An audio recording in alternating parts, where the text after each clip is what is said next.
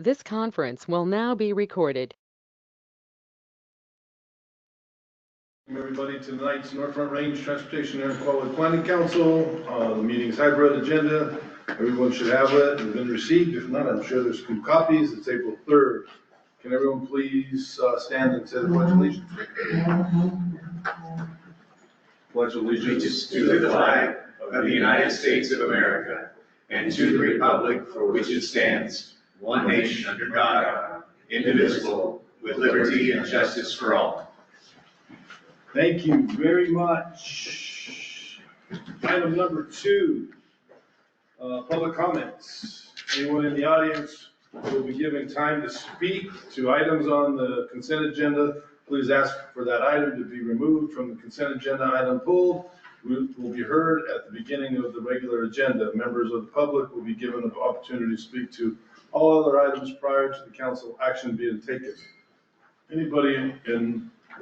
I don't see anybody. Is there anybody online? I don't know if anybody's online wants to speak. Doesn't look like it. All right, so we'll move on to the consent agenda. Item 3, approval of the minutes is the only thing on the consent agenda. Can I get a motion? The chair move to approve the consent agenda. First from Commissioner James, second for Council Member Jenkins. I always say hard. I don't know why. I said that's somebody out there tonight too. Any discussion? All in favor with an eye? Aye. All opposed, same sign. Carries unanimously. All right. Let's get to item 4. Air Pollution Control Division written. It's in your handouts. Number 5, MPO Air Quality Program updates. Dina, are you on the line? I'm here. Can you hear me?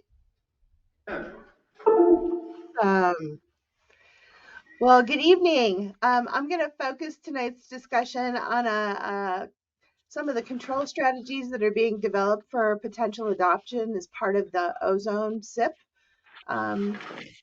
And in particular, there's a couple of things, a couple of strategies being developed at the RAC at this point. So they recently announced a potential strategy addressing forklift emissions. So forklifts, basically spark ignition forklifts, so those are that are running on propane or gasoline, that kind of thing, would be addressed through either a production and or a sale ban, or direction to convert, switch the fleet over to zero emission forklifts.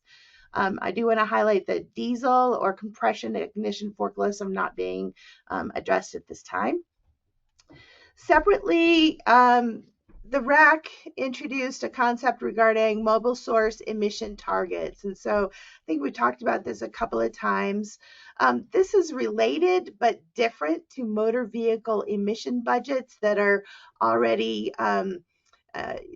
values that are used in determining conformity. And NFR MPO staff are very well aware of what those motor vehicle emission budgets are. But the new strategy is setting mobile source emission targets, not related to conformity in any way, shape, or form.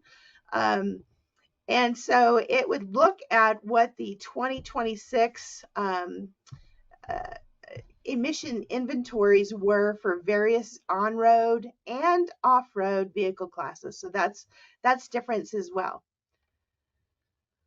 I'm seeing a note that the organizer is experiencing technical difficulties. I hope you can still hear me.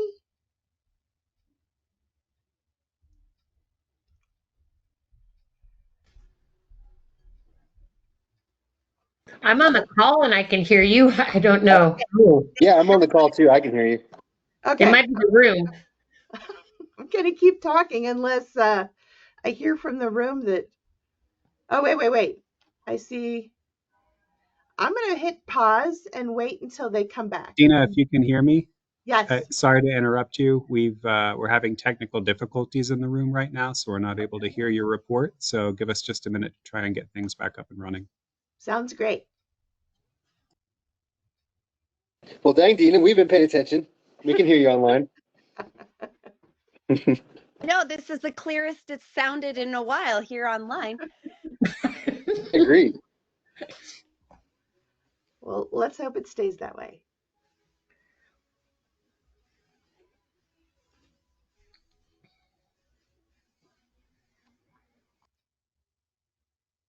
Dina, can I ask a question? On forklifts, aren't most forklifts propane or natural gas? I think so. I'm not that experienced in them. I just know everything that's spark ignition, so it's not diesel, would be subject to the proposal. Okay, I just think that's interesting because I don't think that they run off of, other things. I thought it was a propane or natural gas kind of thing. So I'm just curious. Now I want to know more. I think maybe Oh. the diesel forklifts are more heavy duty. That's what I suspect. I do not know that for sure. Well, things I'm going to ask All right, someone else then. Thank you. Can you guys hear us? We can.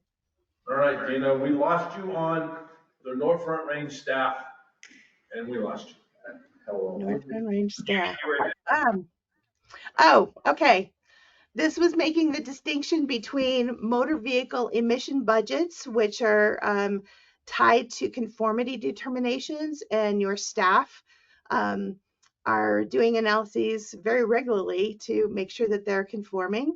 But this mobile source emission target is different. It's related in that it's looking at NOx and VOC emissions from vehicles, but it's broader and it's not tied to conformity. So it's broader in the sense that it addresses both on-road and off-road equipment.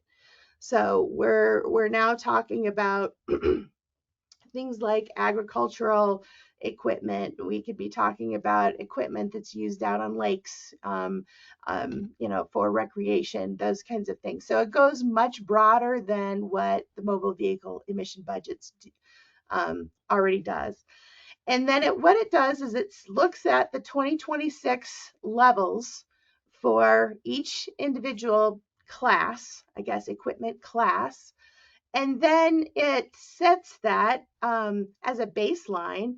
And then it requires, beginning in 2030, and then every 5 years after that, that 10% reductions from those 2026 levels would be required.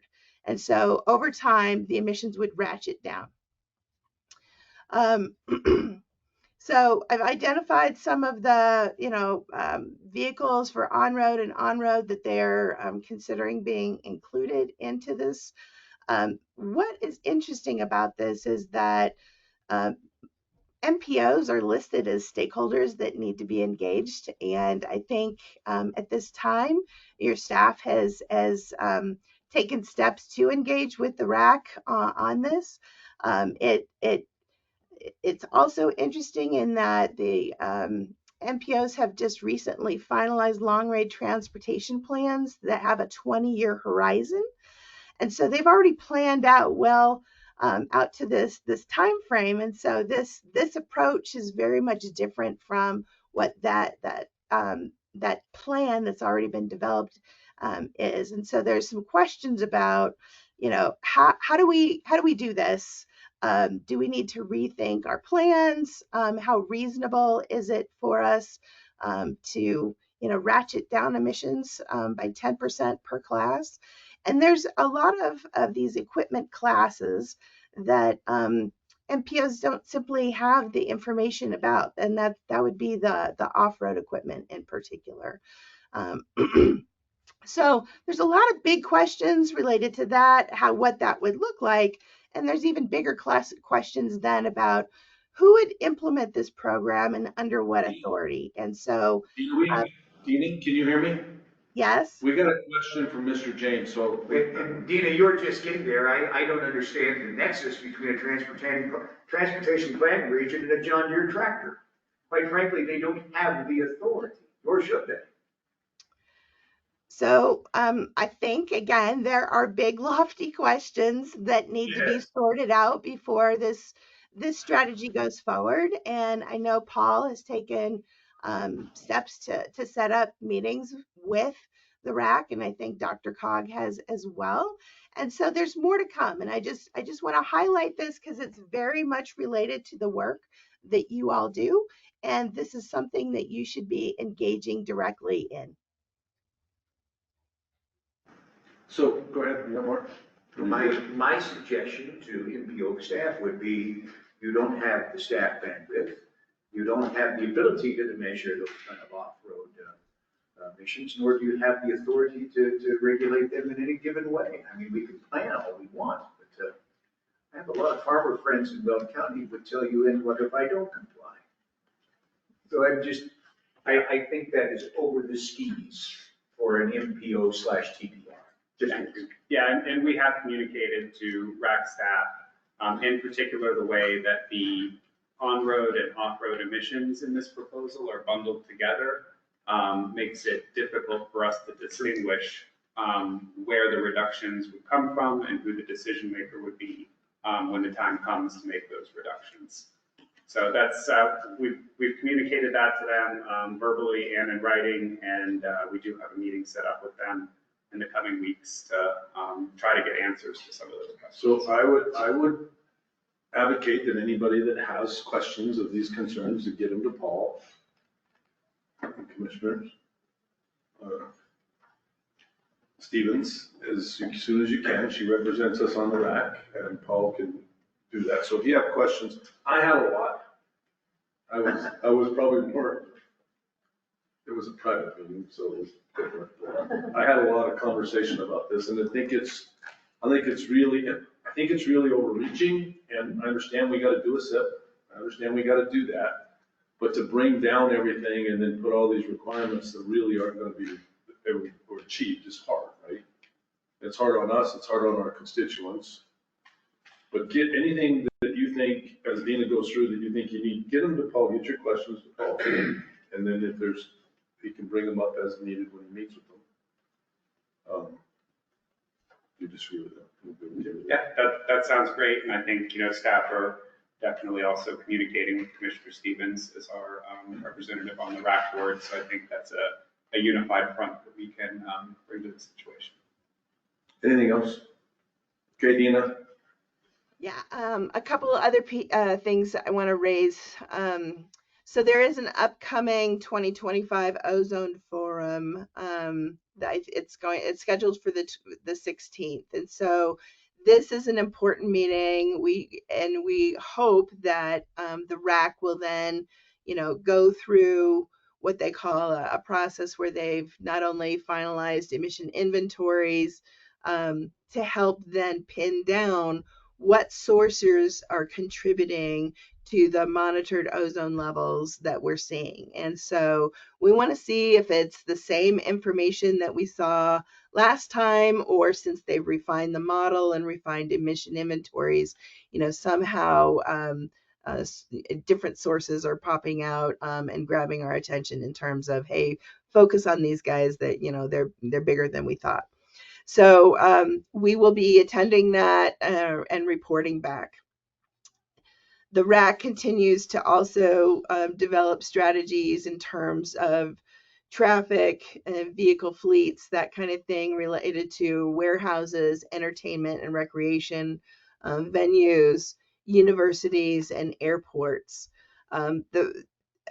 We've talked a little bit about this. I'm not going to go into a whole lot of detail, but one of the big questions that's come out of this is, I guess the Air Pollution Control Division has now indicated that they are not committing to administer any related program with these until they better understand what the scope and the timing of the strategy would be, so they can understand what the necessary resources would be to actually implement that program. In that void, the RAC has volunteered to administer such a program. And so that brings into question the ability of the Air Quality Control Commission to adopt regulations and then direct a non-state agency to implement them, and or receive fees related to that program to direct it outside of the state system. So big questions related to that as well, and we'll continue to track those. Related to what's going on with the EPA, there's a lot going on with all federal agencies. But I want to highlight that the EPA Administrator Zeldin has recently announced plans to share guidance intended to broadly increase flexibility in implementing the NAAQS. So we've talked about the challenges that the Front Range has had, the disconnect between reductions in precursor pollutants and not seeing corresponding ozone level reductions. And so I think this guidance may be something that would be useful to us. And so we're going to keep track of what's going on there and report back to you. I do want to also highlight that Administrator Zeldin with EPA has announced plans to shut down what they call the Office of Research and Development. And that is one of the groups that, with that Intermountain West air quality work group that we've been working with, Arizona and Nevada and Utah.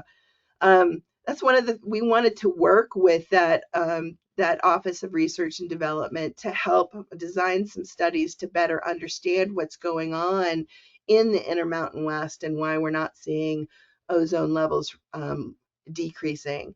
And so that shutting down of that agency would actually not help our cause. And so if you have any thoughts at all, if you could lobby at all to keep that one open, we would definitely want to keep that one.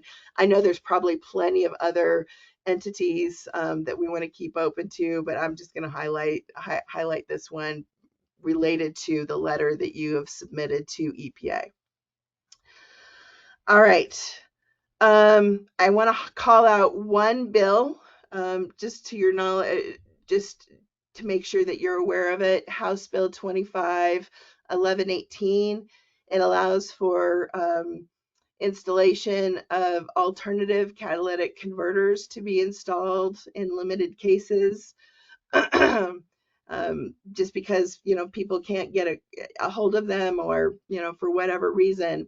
As amended, and this bill is well intended, you can retrofit your vehicle with an alternative catalytic converter, but regardless of where you are in the state, you have to travel to where we have a vehicle inspection and maintenance program, so here along the Front Range, to have that vehicle tested to make sure that it meets emission standards. And so I don't know that they intended to do that.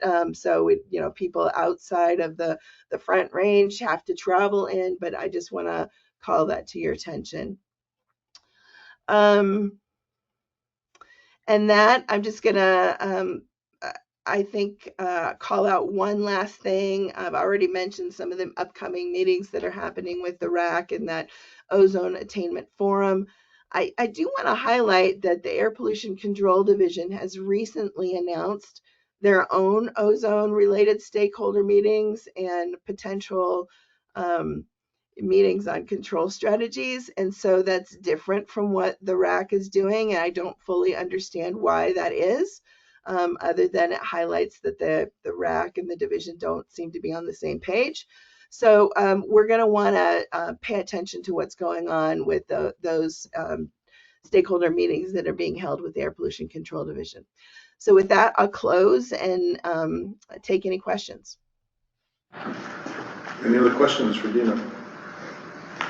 All right, thank you, Dina. Thank you. Number 6, Region Air Quality Council RAC. Commissioner Stevens. Yeah, I mean, Dina covered a lot of what's happening, right? I mean, we do have to have a state implementation plan, and unless things haven't, changed at the EPA yet, and maybe they will, but for right now, we're required, because we're in severe non-attainment, to create a SIP and have control strategies that model lower, ozone numbers across, the Front Range, the non-attainment area. And so, I mean, I think that's, it's challenging to find, what would lower things at this point. I think that the low-hanging fruit that's already, has already been addressed in that space. And so, we spoke a lot in the last meeting about consumer products. And, but that actually already is it's already a alternative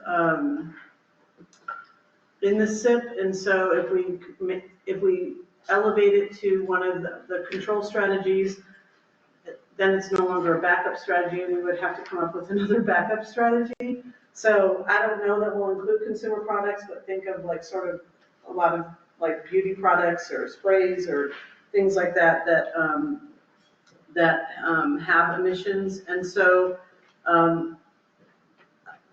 as Dina was saying, the Air Pollution Control Division has there's some differences between the RAC and the Air Pollution Control Division.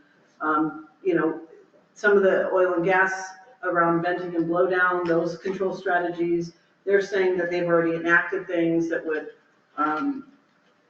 likely lower emissions, so they don't necessarily want that to be one of the strategies that the RAC adopts. So, I mean, there's a little bit of this internal tug of war on this, and yet we still have to come up with a SIP and present it. And so I don't know where we're going to land. We've talked about. I will definitely bring forward the mobile source emissions and the and use the talking points that we have on that. So, but we will have to come up with some control strategies to put forward, unless the EPA totally abandons this program. So that's kind of where we're at with that. So I don't know if anybody has any questions, but I'll certainly bring forward what the board is saying around including some of these non-road emissions. And it is very unclear of who is going to administer any of these programs, to be honest. So, yeah, so that's the RAC. Any questions? Thank you. We'll go to item 7. NAPI, the small grant program, which is the Community Clean Transportation Assistance Grant Program.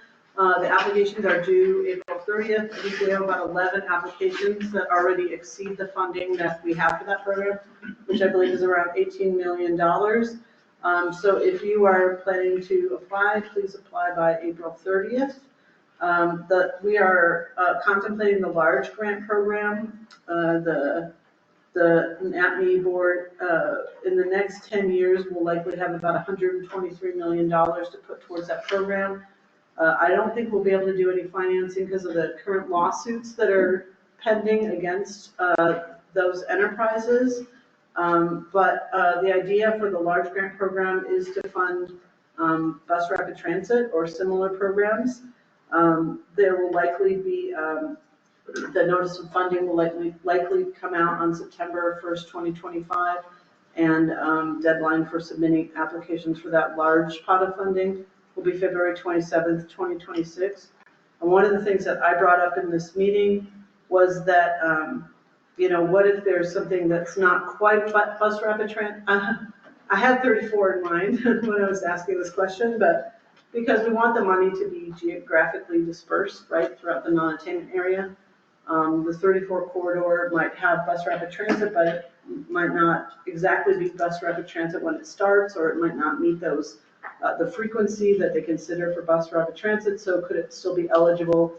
And let's make sure we're not excluding projects that are pretty close to bus rapid transit but aren't quite there yet, or might not be there when they start the programming. So I think we'll talk about that as a board, but I think that there's an opportunity for any bus rapid transit in the North Front Range MPO to be able to apply for those dollars. So that's mostly what we did with NAPME. Thank you. Any questions on NAPME? All right, awesome. Moving to item number 8, report from the chair. So I would say, you guys probably heard all the great news about the budget and the budget cuts in the JDC, so I won't bore you. But $100 million probably this year, and depending next year and 80 years, 50 year and 40 million. So we're gonna be a little short on our 10-year plan, I think, this year. So Paul probably has more on that he can share with you, but I'll stop there. I heard recently that Mustang is $30 million in the hole every year. So just wanted to throw that number out at you, 30 million a year in the hole. You could chew on that one for a while. And then outside of that, I don't have anything else. A lot of good news there.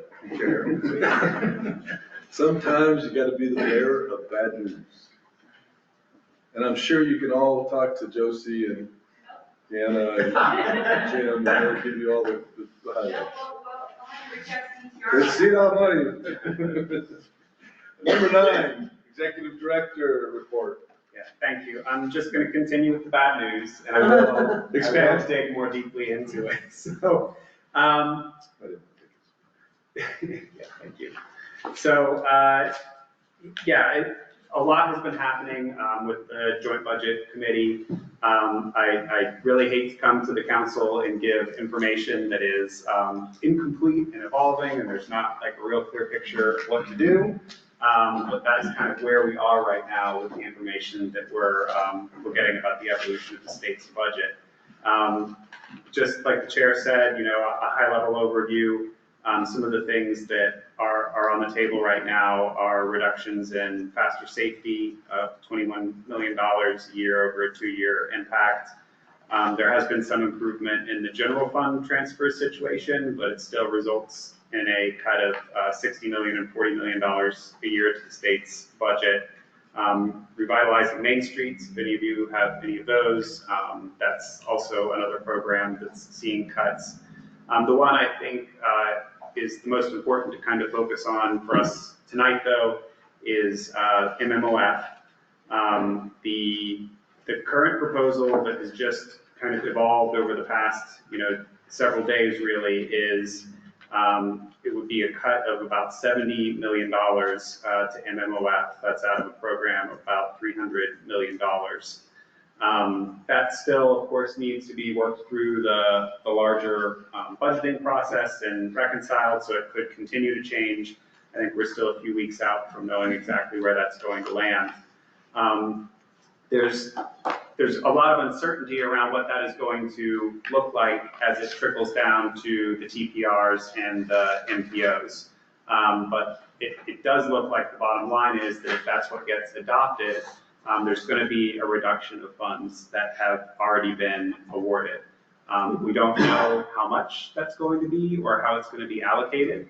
The STAC today talked a little bit about this topic, and it sounds like it may mirror the same way that the pie was sliced up initially, that would reflect the amount of the reductions. But we don't even really have rough numbers to react to at this point. And so this is relevant for us tonight because we've got an action item later on our agenda, which is a TIP amendment, and that places a number of projects into the TIP and adjusts the funding for them. Included in those are the recent MMOF awards. And so we have talked with CDOT staff about our approach to those because everybody's situation is different. We're further into the process where those have already been awarded, award letters have been sent out. And so there's really not a downside to continuing with this item this evening to go ahead and do the TIP amendment. If there's a change to that we hear about later, then that's a relatively simple process to come back and amend the TIP again to reflect that. Other MPOs and TPRs that are at different places, like if they have not awarded the funds yet, they get, they're in a different position. So it might behoove them to not award those funds at this point.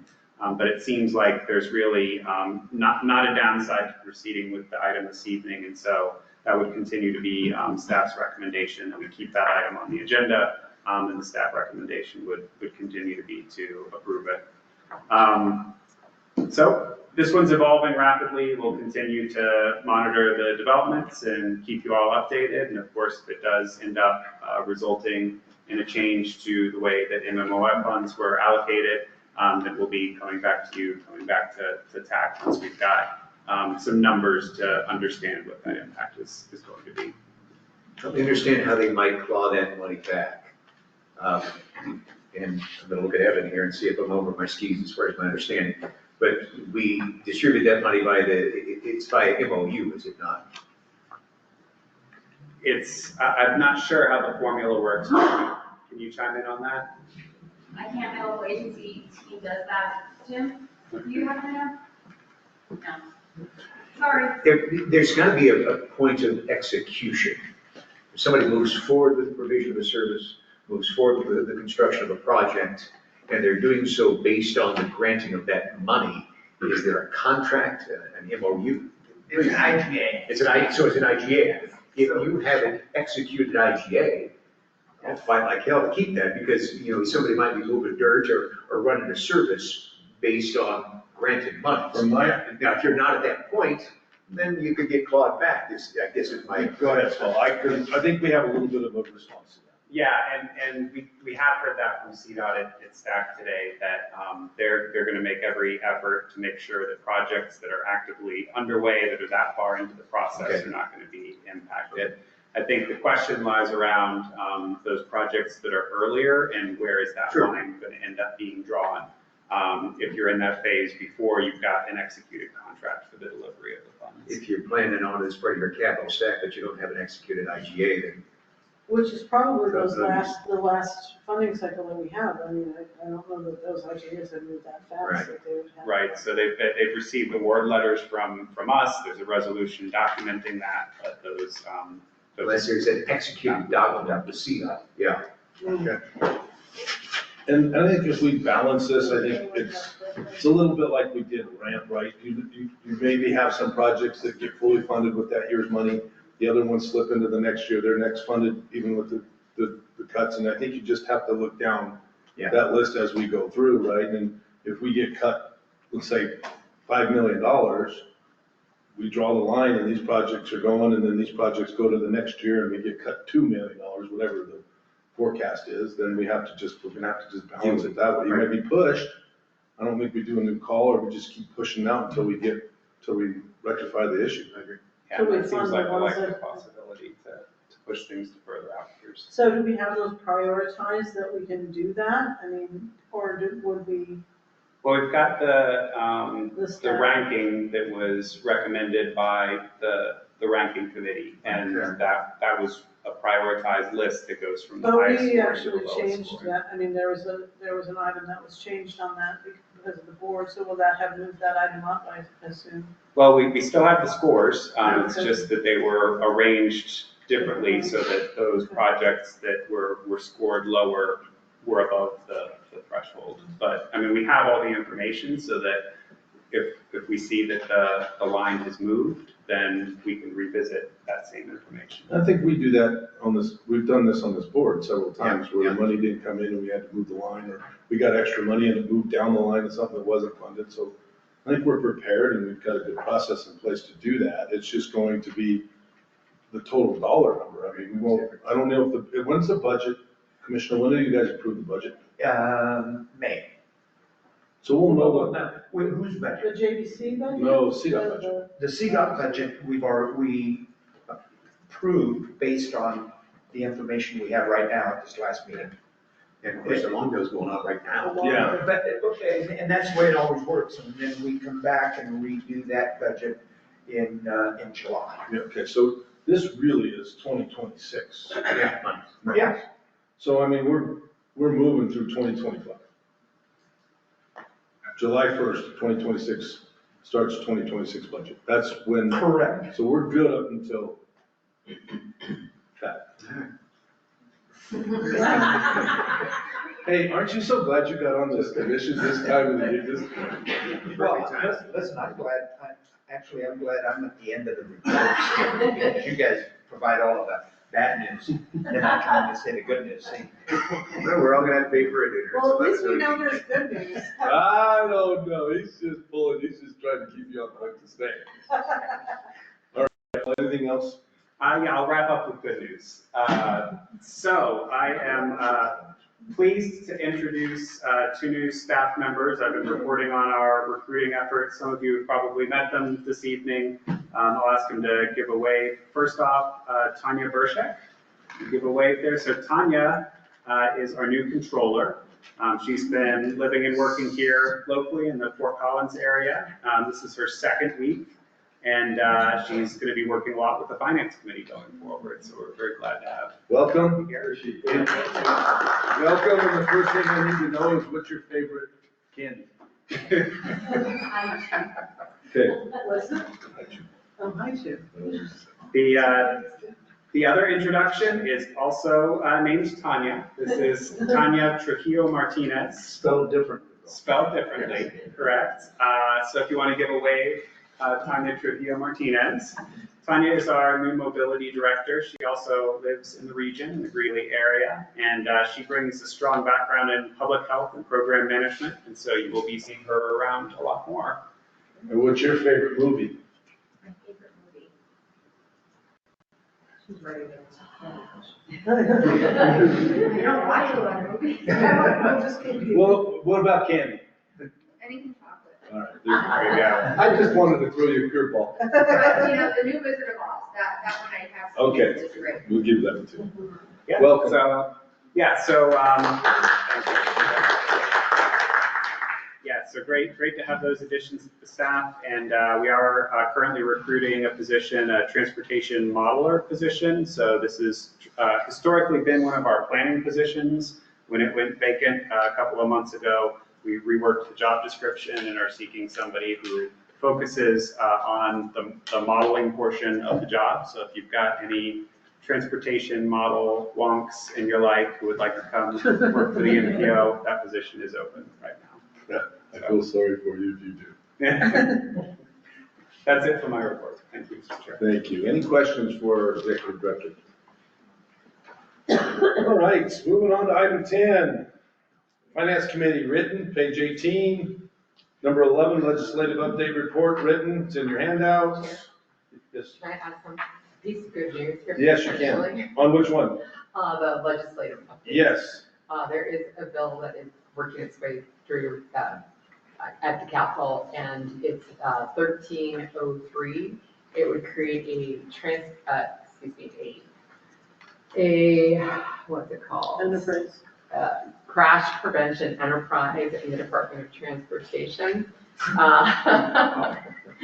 It would levy a $3.50 surcharge on each insurance policy in the state. Not a tax. Not a tax. And- You just wiped out the 370 you were saving on your. And 80% of that money would go to bicycle and pedestrian infrastructure, and the remaining 20% would go to wildlife crossings across the state.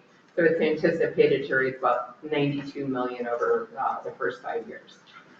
So we might lose some MMOF funding, and hopefully this might help there. That's all I have. Any, she brought it up, any questions? Councilmember? Okay. Thank you. You're welcome. Number 12, TAC written, page 19.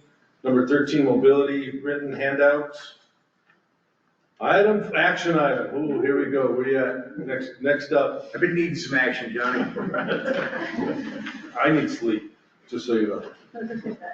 A cigar and a whiskey would cover that.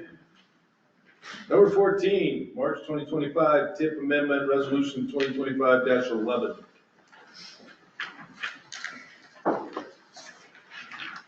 All right, hello everyone. The March 2025 TIP amendment includes 4 new projects and 3 revisions. The 4 new projects and 1 of the revisions are all MMOF projects. I won't go through those because we'll talk about them and vote on them. But just know that 5 of the 6 MMOF projects are, or at least we're going to try to put them into the TIP. The Taft Hill MMOF project has been delayed to next month due to, let's call it, processing issues with CDOT. The other two revisions are from Greeley, which adds exactly 14,719,972 federal rural funds to FY25 for both the US 34 and 35th Avenue Interchange Project and the US 34 and 47th Avenue Interchange Project. I will share similar sentiments to Paul. Everyone I've talked to at CDOT has said that we should include the projects into our TIP to at least show what is planned and at least try to proceed as normal. Any changes would be communicated and all parties would proceed accordingly. The 30-day public comment period opened on April 13th and will close on March 11th. Approval of the March 5th amendment is contingent on there being no public comments following council approval. The TAC, MOF staff noted no disadvantages except for maybe some uncertainty. And TAC recommended pending council approval of the March 2025 TIP amendment after meeting on March 19th. Okay. Is there any motions on the table for resolution number 2025-11 of the North Front Range Transportation Air Quality Planning Council approving the March 2025 amendment to the 2024-2027 Transportation Improvement Program TIP? So moved. To approve. First and a second. Any discussion? Yeah, it looks like there's a clerical error in the resolution itself. At the bottom, it says resolution number 2024-6. Oh, on the second page. Yep. So that should be changed. Friendly amendment to change the thing? Will do. Any other discussion? I put 2024 on something the other day and I can't, it's freaking April. It happens. And do I miss 2024 that much? I don't think so. All right, no more discussion. All in favor of passing the resolution 2025-11 with an aye? Aye. Aye. Hey, Is that a nay? Yeah. Did you have a nay on the phone? Okay, I thought I heard a nay, sorry. All right, so it approves, it's passed, and we'll move on to item 15, discussion items. 2025 North Front Range Title 6 Plan Update. Mrs. Becky. Hello. So every 3 years, we, the North Range MPO, update our Title VI plan. This is a requirement. I'm making everyone dizzy, I apologize. This is a requirement that we have through FHWA and FTA. So our last plan was adopted in May of 2022. That's our 2022 NFR MPO Title VI plan. It is now time to update it again.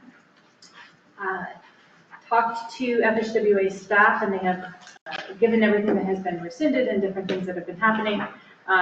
We have been given the direction to continue moving forward with this plan to remain compliant. And so this is the 2025 version of the plan. At the link here, it is too long to include in the packet. It would make it a very long packet. But it is at the link within the memo here.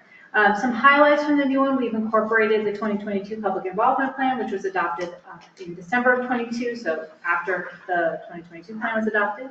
We've updated the Limited English Proficiency or LEP plan, updated the demographic information to include the demographics from 2019 to 2023, the most recent year that we have. Included strategies for ensuring non-discrimination in our primary program areas, which are transportation planning, mobility, and Van Gogh. And then procedures for identifying potential discrimination in the work that we do. This is one of the few documents that comes solely to council, so it does not go to TAC, it comes to council, and then for discussion this month, and then for hopefully action and approval next month. If there are any questions, I'm happy to take them at this time. Otherwise, I would ask if you have any comments to please provide those to me ahead of the May meeting. Any questions? Seeing none, thank you, Becky. I think you're up next again. Number 16, 2026-2027 UPWP tasks. Yes. So every 2 years, we update our Unified Planning Work Program, which are the work program of tasks for MPO staff. We have 6 tasks, 4 of which are for transportation planning staff. Task 5 is solely mobility tasks, and then task 6 is all of our administrative tasks. These are the work program tasks that we are approved by FHWA and FTA. These are the core programs of the MPO functions, as well as the mobility and administrative pieces. We do mid-year and year-end reports on the tasks and provide those to CDOT and to FHWA and FTA to ensure that we're making progress and moving forward with the projects that we need to be completing. For this one, there are no new tasks in the UPWP for 26 and 27. 2 tasks that are in the current UPWP have been removed because they'll be completed by October 1st of 2025, so this year. That includes the statewide household survey task, which, yes, that was supposed to be done in 2020, so I'm very excited about that one. And then the Link NOCO study, which will be completed by the end of the fiscal year. So those 2 have been removed. No additional tasks for staff have been added. We do have an Appendix B, which includes any of the planning studies that staff at the local, so your member agencies are completing. We will wait until we get closer to adopting to include those, and some of them are still in process, like the SS4A planning documents. But if there are any questions, the draft UPWP is up at this link.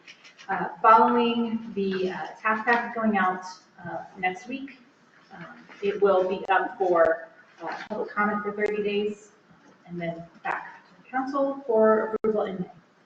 I'm happy to take any questions. Any questions? And you guys are easy tonight. It's either I'm really good at this or you guys are really. I'll ask a question. So I think I asked this in, I can't remember, another meeting that we had. We don't have it. I don't remember if it was an executive meeting or if it was finance or if it was, we have a lot of other meetings. Are there tasks that you don't have to do because of because of the direction of the current administration? Like, we had potentially discussed the justice plan, BJ and disproportionately impacted communities. Yeah, and so what don't you have to do because of changes? So that was one task that I was going to have added to this UPWP, which is updating our environmental justice plan. Right. So that obviously did not add. And then changing some things around the TIP. So changing the name of some of the things that we're doing. From environmental justice analysis to demographic and environmental analysis. Okay, so we still will do something similar, but just curious. But no, that's just one task that we removed or we had at all. So. Any other questions? Thank you, Becky. Number 17, 2026-2027 UP 2026 budget. Paul. Thank you, Mr. Chair. And I've got a couple slides for this one, so we'll give Jerome just a second to get things loaded up for us there. So, a little introduction chime. So, it's hard to believe because it feels like 2025 has just begun, but we are well underway with the development of the fiscal year 2026 budget. I want to lead by saying this has been a great collaborative process.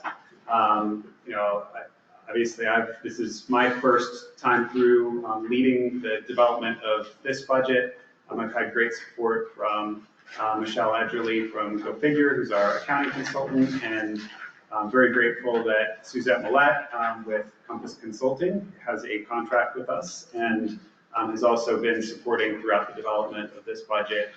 She brings a wealth of historical knowledge that really helped to inform getting things where they are. So, go ahead. So the fiscal year 26 budget for the MPO matches the calendar year. As you all know, we have to juggle the 3 different fiscal years. We've got the state fiscal year, which is different from the federal fiscal year, which is different from our fiscal year. And so we have to wrap all that up into this budget in such a way that we account for the fact that funding is coming at a different time, depending on the source that it comes from. The way that the process unfolds over these couple of months is that we've been developing it for the first couple of months. We went to Finance Committee in March and had a great discussion with them. We've got some guidance and clarification on a couple of issues, which I'll touch on tonight. Tonight, at our council meeting in April, we've got a discussion item with you. And then we will go on later in April to the Finance Committee for a recommendation on the budget, and it'll come back to you next month in May for adoption. So going through the different pieces of the budget, and you've got a more detailed summary in your packet, but I'm just going to hit the high points here. I'm looking at the two halves of the MPO differently. The VANGO budget first. VANGO, we separate that out from the rest of the MPO because it operates as an enterprise fund.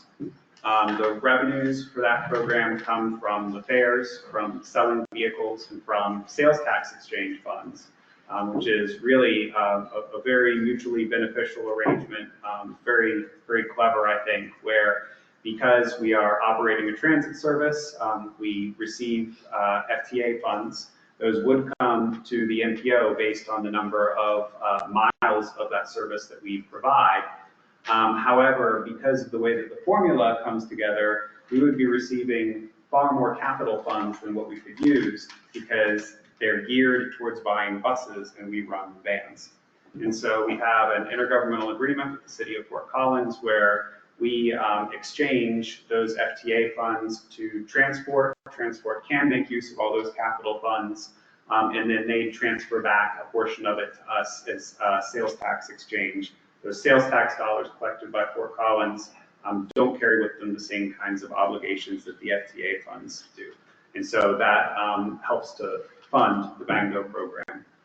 The total fiscal year 26 budget for VANGO is $970,000. The 2025 budget was $695,000, so that's an increase of about $275,000. There are really two factors that play into that. By far, the biggest one is the fact that this is a year that we're going to buy more vans than what we bought in the past. So in 2025, we had purchase of 5 vans, and we have doubled that. Those vans are $43,000 a piece, and so that accounts for most of the increase. The other factors are we do have an inflation adjustment that we have to make every year because the cost of things goes up. And every 3 years, we do a salary benchmarking. This was a salary benchmarking year, so the small portion that salary makes up of this did increase due to that. And so, yeah, that's the summary of VANGO is that that increase in the purchase of vans is the primary driver for the increase in the budget. I'll mention that with some guidance that we got from the Finance Committee in 2024, we actually heard from them that there was a desire to look at making sure we were mobilizing reserve funds to put them into use instead of them just sitting in our trust account and generating interest. VANGO has a very healthy reserve balance. It sits at about $5 million.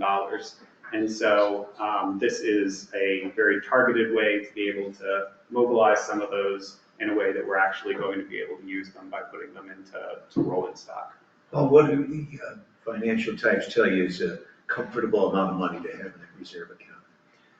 Generally, what you'll hear is you want to keep at least 6 months of operations. VANGO is in such a strong position with its reserves that even if we were to lose FTA funding or something like that, we could still probably operate the program for years before we would need to evaluate and do something different.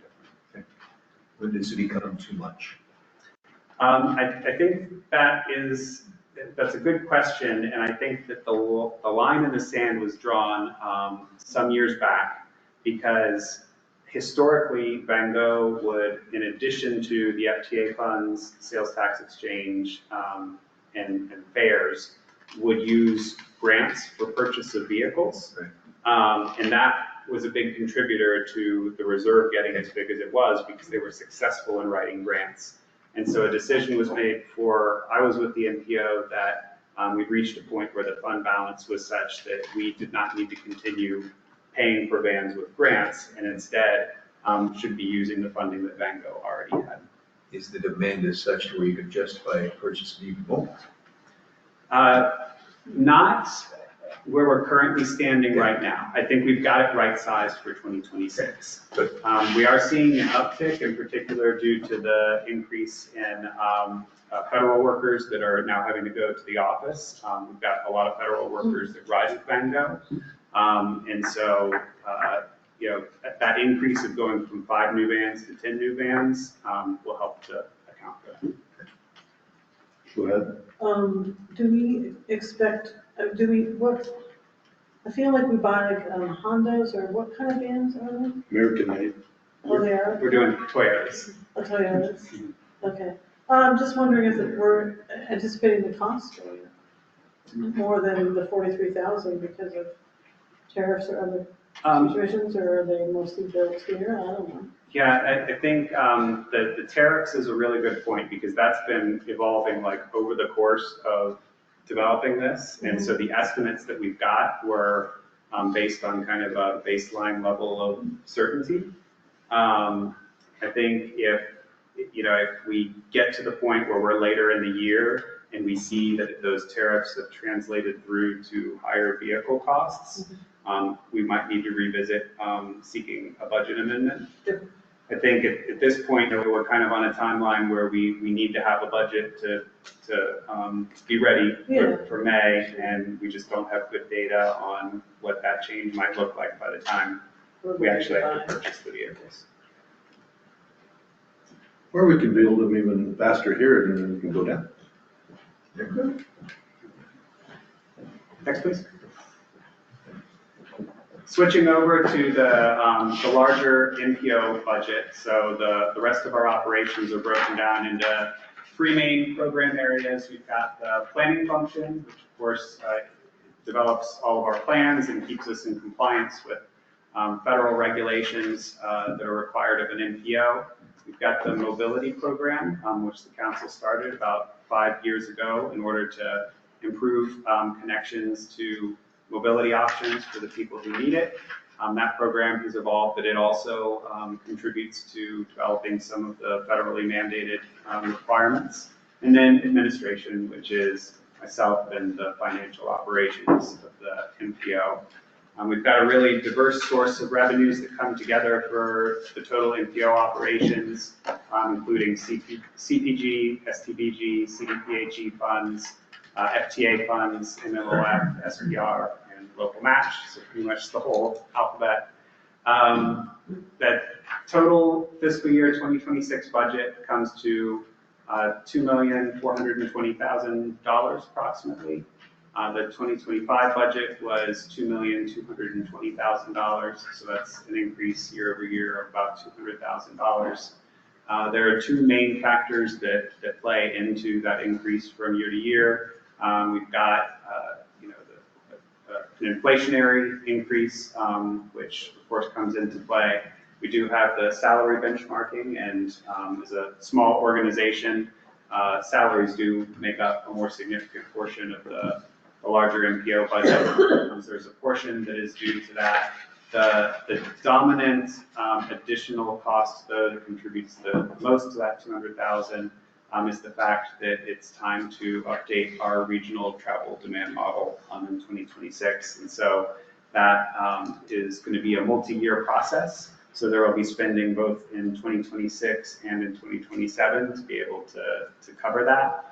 The good news is that that is not entirely an unfunded mandate, that the state does work with us to make sure that our revenue side of the equation helps to match with that through SPR funds, which I'll cover briefly on the next slide. And then we also have an allocation of STBG dollars that are set aside in 2026 to help cover that as well. I mentioned we went to the Finance Committee and had a good discussion about a couple of key items. Just summarizing those that are probably of the most interest to the council. You all will recall that we did a budget amendment a few months back for this current year's budget, for the 2025 budget, because the state is applying toll credits to our CPG contract in order to offset the local match requirement. And so they did that for 2025. And so when we sent out the invoices to all of your jurisdictions for your MPO local match portion, it was much lower this year than it typically is. That's going to continue over into 2026. CDOT is going to continue to apply toll credits to CPG, so that will reduce the local match portion that has to come from your jurisdictions.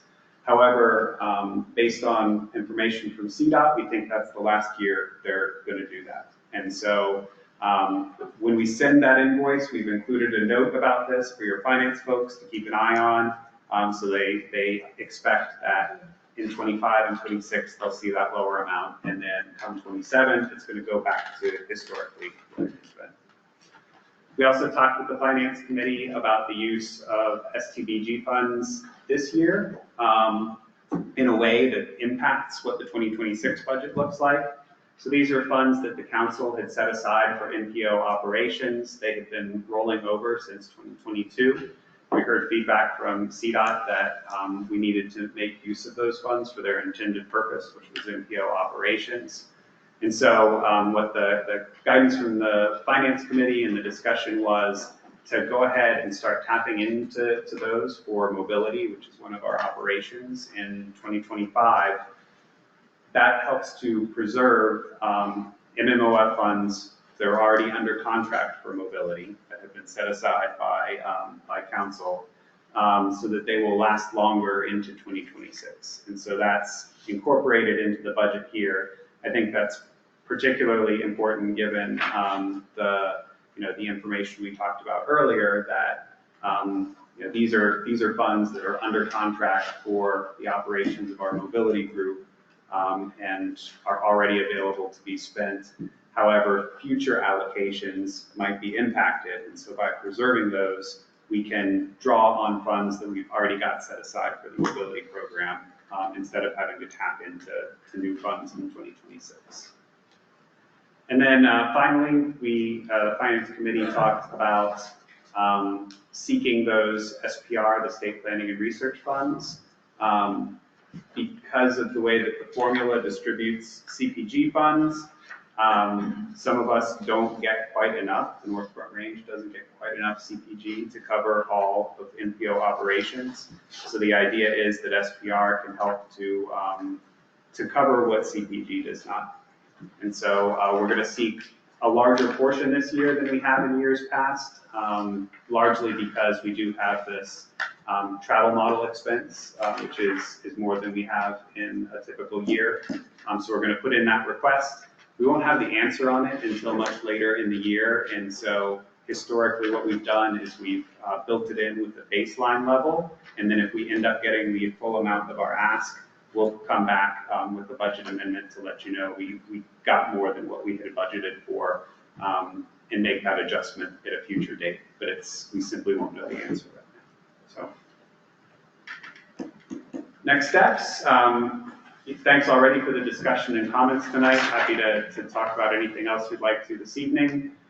We will be going back to the Finance Committee later in April, seeking a recommendation from them back to you in May for adoption. Parallel to that, we'll be running this process of requesting an allocation of the SPR funds.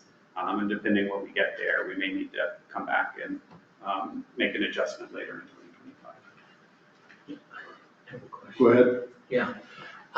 So you mentioned at the beginning that the MPO currently has to juggle 3 different fiscal years. Would there be an advantage to move the MPO fiscal year either to the federal fiscal year or to the state fiscal year, so you only had to deal with 2 instead of 3? Thank you. That is a fantastic question. I've wondered that. I think that, over this period of time where we have not had a dedicated controller. We have built on what we've had in previous cycles. Now that we do have a controller, Tanya has already started looking into our budget spreadsheet and knows that one of her big tasks over this year is to modernize it and look for adjustments that are going to be more efficient. I don't know the answer to your question. It seems like it would be more efficient if you only had to deal with 2 fiscal years as opposed to 3, but. I'm interested in us looking into that, whether adjusting the fiscal year is something that would be beneficial or not. Any other questions? We'll start with Commissioner James and Commissioner Steele. I get to be my wife, Paul, and you get to be me. I'm going to nitpick you on some line items here. Sure, that'd be great. 206,468 for rent. How long are we locked into that place? It's a lot of money. Boy, I don't have that answer offhand, how long our lease is. But it's one that I can follow up and get back to you. 412,675 on consultants. Yeah, I think that a large portion of that is the travel model update. Okay. So that's not a typical number that we have year to year. That's where the I was going increase to say, it is. seemed high to me this year. Yeah. Or at least it stood out to me this year. But It is, yeah, it's probably $200,000 above because of the travel model update. Thank you. Mr. Stevens. Can you remind me, where the CPR, are those state funds that we would be seeking then? The SPR Yeah. funds, those are federal funds, but they're distributed through CDOT. So we talked to CDOT about our desired allocation. Okay. I know we had discussed, previously with the CPG, I got the acronym right, that we weren't ever given enough funding to do the kind of modeling that we were asked to do. And that we had heard Dr. Cog was sitting on a lot of money, so. $6 million. We thought that could be better distributed. So. Suzette was working on trying to get the redistribution of that money. Right. But yeah, so I think that's great if we can get those dollars. I mean, clearly we're financially okay, but I mean, there seems to be a fairness of how some of those modeling dollars are distributed statewide. I don't know if other MPOs are struggling with that, but I mean, it's weird that Dr. Cog would be sitting on $6 million and we have to ask for additional funds to be able to do the work that we're required to do. Pueblo and Springs and Grand have the same question. Yeah, and yeah, it's the formula is allocated, based on population, and my understanding it's kind of an economies of scale situation that you reach a certain size and that population skews how much money you receive. And so the solution, the compromise that's been brokered is that those SPR funds are available for the other MPOs that need to make up that gap that they need to keep operations going. Okay, thank you. I was gonna ask the same question. We're thinking alike. Mine no. Any other questions? I was gonna pick at him on some of the smaller items. You guys did. You picked at him on all the big items. Big ones, yeah. But since I'm not on the finance committee, I'm not gonna pick on them. That's their job. Great. Well, this is not your last crack at it. Finance committee will get another great deep dive coming up here later this month, and then we'll be back to you all in May seeking adoption. Yeah, $11,312 for our phones. That feels like a bargain. I don't know. I just feel like I'm actually impressed with that. So Yeah, I was gonna say, it's what my son paid for Verizon last year. Jeez, I'm so happy that I'm at 289. Yeah.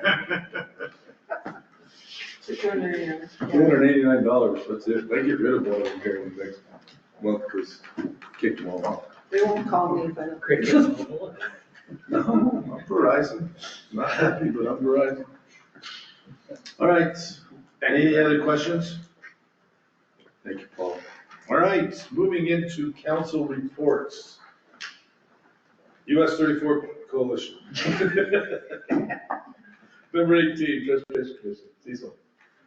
Well, just A couple of things continuing on with the discussion of budget. It is my understanding that the JDC did introduce the long bill in the Senate yesterday, and the Senate started the debate. And as you all know, once that starts, some of these numbers that we're talking about could change because amendments could be offered and passed, and then it goes to the House, and the same thing. So when you were asking about when it gets passed, the staff won't be able to, they're required by July 1 to do a report that does the allocation. It's the allocation report. And until we see that July 1 report, we really don't have the final numbers, just so you all know. Couple of things, we've been talking about MMOF, but I wanted to highlight that, we passed, the legislature passed 2 bills last year, 184 and 230. And both of those have some funding, 184 to CTIO, and some of that funding, as we move down the road, could be utilized for transit, things that we could be utilizing and looking at creatively from the region, okay? But it'll be utilized across the state. The initial funding from 184 will all be going initially for probably the first 4 or 5 years towards getting the rail projects all up and running. 230, which that money is put into the Clean Transit Enterprise Fund. 230 has, that bill has very specific percentages that are to be used in certain ways. 20% of the money that comes in will be allocated toward the Rail Funding Program Cash Fund. Again, to establish those rail projects. 10% will be a local transit grant program cash fund, and that's to increase ridership and service. The 70% of the funding will go to local transit operations cash fund. Again, it'll be done by a grant process that is still not in place. It'll expand transit service and used to increase transit frequency and improve system-wide transit network connectivity. So I think those are some of the things that when MMOF goes away, there may be some ways to access through the grant process once it's set up that may make up for some of that funding. It'll have more rules on how it can be used and utilized. Rules for the state government? And guidelines. There'll be reports, lots of reports.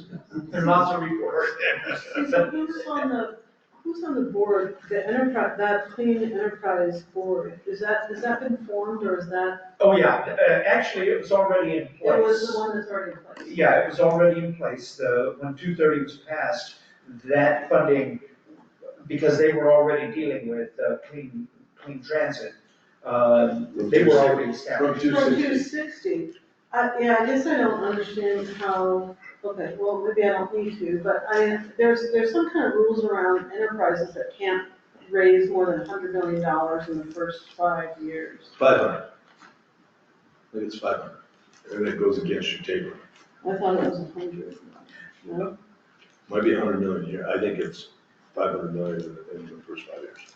It's gotta be below that. 499. I just don't, I was just curious because that would have, to me, been a lot more money, and that enterprise is not quite.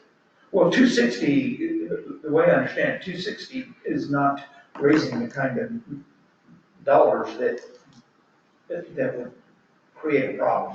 No, but I mean with the combination of 260 and 230, like in the same enterprise. Anyway, not that important, that's going down right now. Yeah, But I'm just curious about that. 260 together was 500 million when you all the. Right, but each one can only generate 100 million. Yeah, because it was 500 total. And so with that money and that money, that to me goes over $100 million, unless that, there again, it looked like it could go over. It's different funding. But it's the same enterprise. I know, they write rules differently than we do. Yeah, exactly. I'll look at that. And Cecil, if I'm correct, Yes. 230 is 183 million a year for 3 years. Is that what I it is? can't- I don't, are you talking about projections? Yeah, that was what I think they, 183 million for 3 years, and then that's off the table when this governor's done. Because it's a severance tax on oil and gas, Right. and they have promised they wouldn't attack oil and gas in those 3 years. $3 a barrel, is that what it was, $3 a barrel? I'm sorry, I might be, you can look into it, you don't have to. Yeah, I'll look into that. I don't recall what the numbers were. I just wanted to highlight the fact that we don't want to let that pass us by. Yeah, do we need to get tax sort of thinking about some of these things and start doing some planning sessions around this?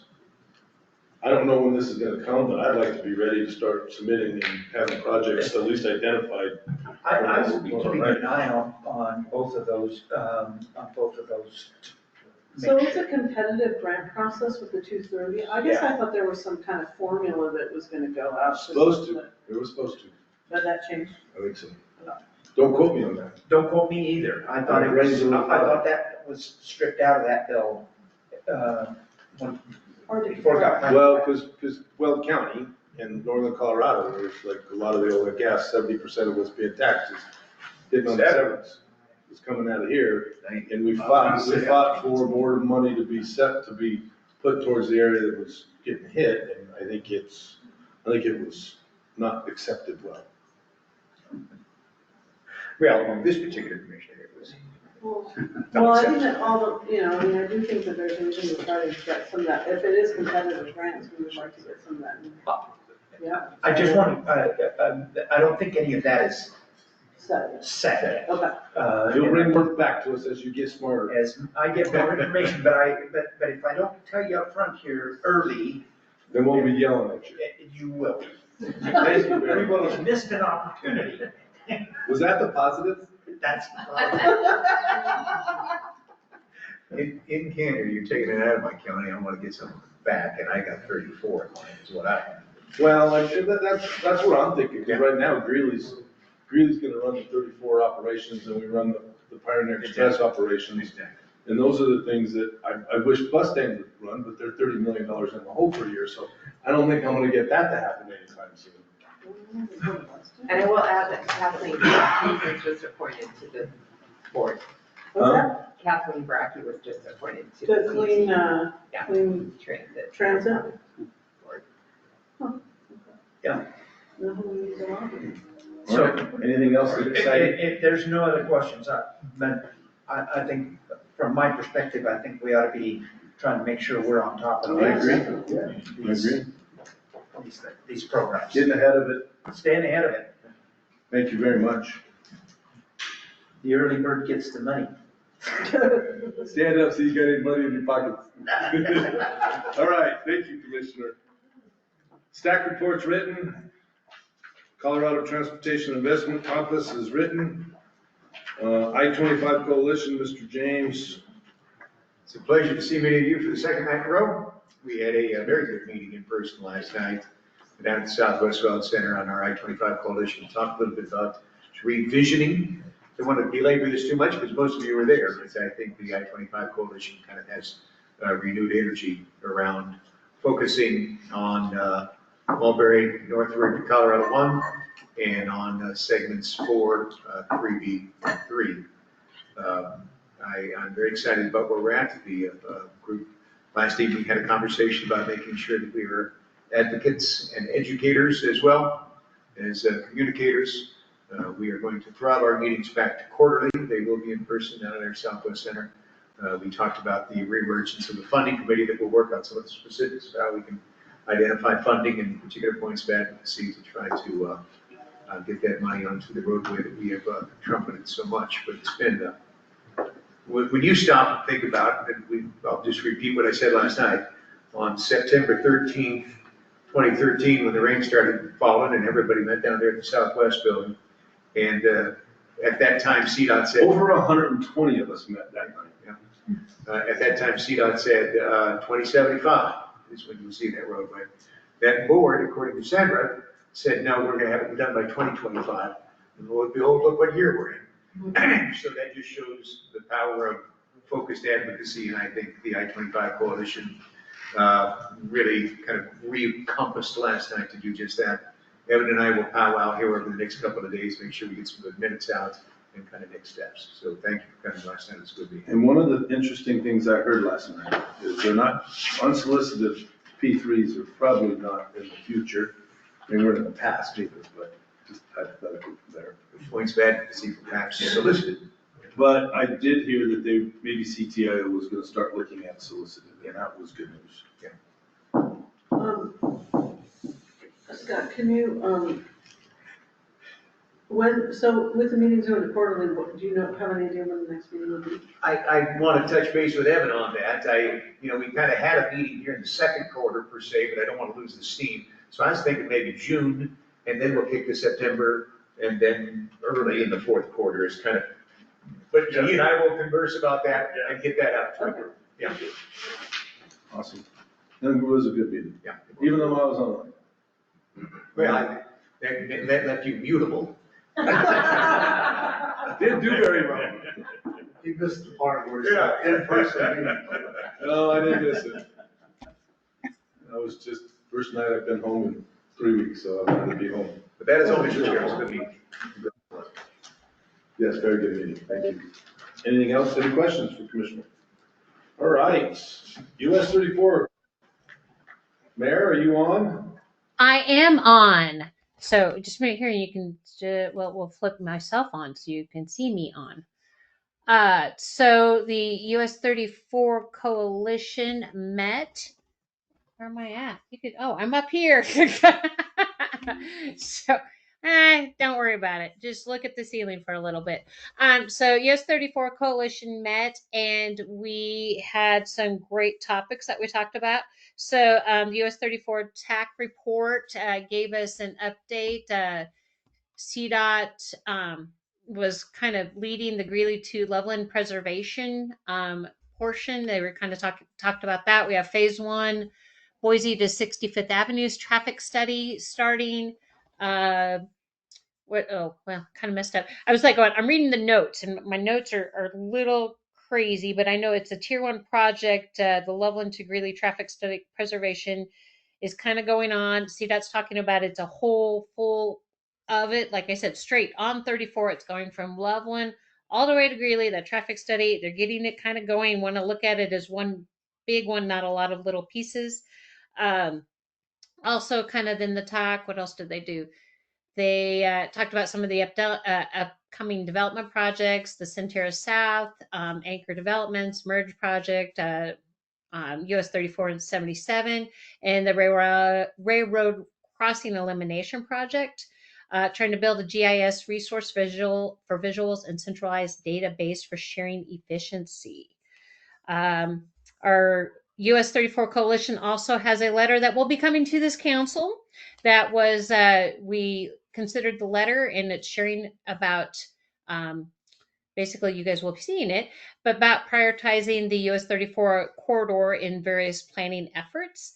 And so that letter has been signed today and shall be coming to the North Front Range MPO Council here very shortly, probably tomorrow or later this evening. We also then got a Go No Co 34 TMO update. They're still meeting with us each. I know that they kind of gave an update at the meeting before this, but then we also had them give an update to our US 34 Council. They're still working on trying to validate their funding too. They're working on the Bike to Work Day, trying to get some events planned for that. They will be participating with a table event at the Polar Plunge here in Windsor, in the Windsor Lake on April 12th. And they will be hosting a lunch and learn in Johnstown at High Country Beverage on April 17th from 12 to 1 to talk about what the TMO offers and to potential ride matching programs. Also, then CDOT gave us a great overview and report of the various items going on and projects on US 34. Then also, and there's a pre-thing of a lot of those things going on, 34 Taft and 284, just imagine everything going along 34 and all the various projects that are going on. The next meeting, though, we are meeting now quarterly, will be in July. The date yet to be determined for sure, but it will be in July, and we are looking for various topics to be able to be discussed at that time. Any questions? Any questions from the clinic? I just would like to mention that on April 15th, the city of Greeley's planning on either passing or not passing the Cascadia developments for the pre-development agreement. That will kick us off, and that will really slow down traffic on 34 for a long time. Good luck. You looked at us and said, I know. Was that good news item or bad news item? I had thoughts about that. Trust me, my phone rings 24/7 on a lot of thoughts on that. And that's great, but why have you forgotten about downtown, Johnny? I just wanted to. We have not forgotten about downtown. Where's the county? There it is. So, okay. Well, Johnny, thank you for that wonderful update about the various slowdowns could potentially happen. I just want to make sure the TAC and everybody knows so we can get prepared for the slowdowns. We know. All right, host, committee member, sir. Well, you missed one. Oh. Blew that out of my head a long time ago. Already passed on that. Had our meeting last week and we welcomed our newest director, John Mallow. And we also, I believe we are doing an official thank you to our previous director, Will Karsbeck. It was a pretty short meeting because most of it was devoted to an exec section to discuss 184 negotiations. But we did talk about strategies for the 2026 ballot and that we really need to start organizing and getting vocal this summer if we want to be successful with that.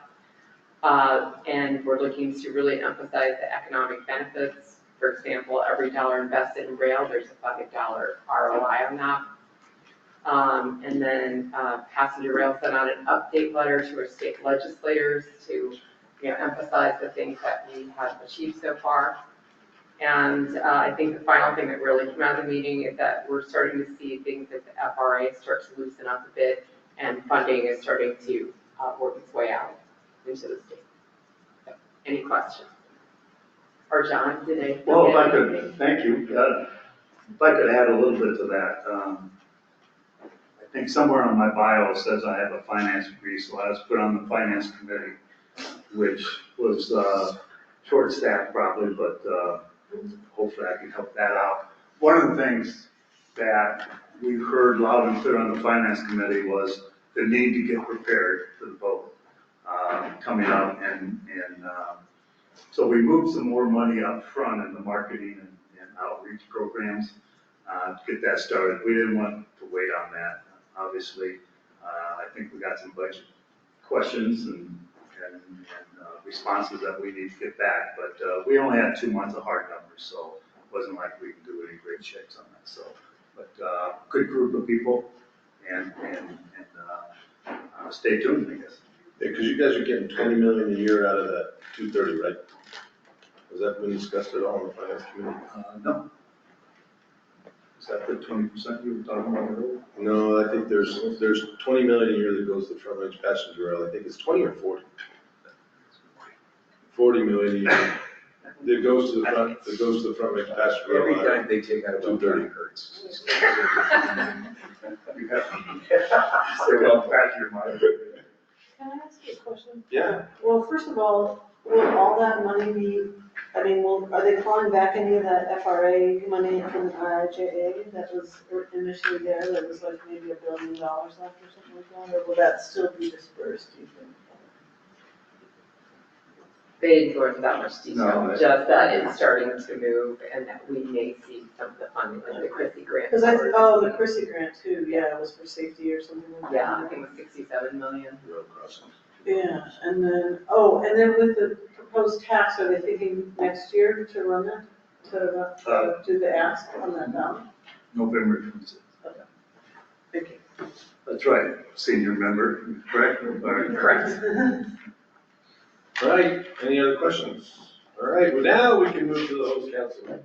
All right, well, thanks for coming out this evening, Evans, appreciate it. We actually got a lot of things going on this year. Right now on the corner of 85 and 31st there at the southwest corner, we're doing a lot of road improvement and site improvements on that for McDonald's that's supposed to start building in June timeframe. Also this summer, we're gonna be doing a lot of road construction projects on 42nd Street, which is Prairie View Drive, at 23rd all the way down to 35th. We're gonna be doing a major mill overlay on that. We're also gonna be doing the next phase of the Freedom Parkway widening to 4 lanes. So it's gonna continue to 35th Avenue and stop up there, and then in the following year, we'll head back down to 65th and do that area. We're also gonna be doing a couple other road construction projects on 17th Avenue as well, going all the way down there to 37th Street, and a couple on 32nd Street as well. And we're gonna be putting a light up here in the next couple months on 23rd Avenue and 34th Street, right there where Dos Rios and Chapel are. So you'll see that probably by this summer, put out there and everything. But we got a lot of development going on, other projects, just if you've gone down 35th there, you see the new Murphy's there. We have also on 37th Street, we have another development going on there. Not sure what retail stores are going in there, but that's the second phase of where Naughty Pines Liquor is. They're building their other phase. But we're moving along. We got a lot of things going on in Evans, so looking good for us. Awesome, thank you. And the food was good. Yeah, So thank you. take some home with plenty of it. Any questions for the mayor? All right, we're gonna move on. Next month's agenda topics, suggestions, get them into Paul and the team. And then next North Front Range meeting, the council meeting will be May 1st, hosted by the town of Millen. It has been a while since we've been. So, at this time, I'm gonna adjourn the meeting and thank everybody for being here and thanks for being online.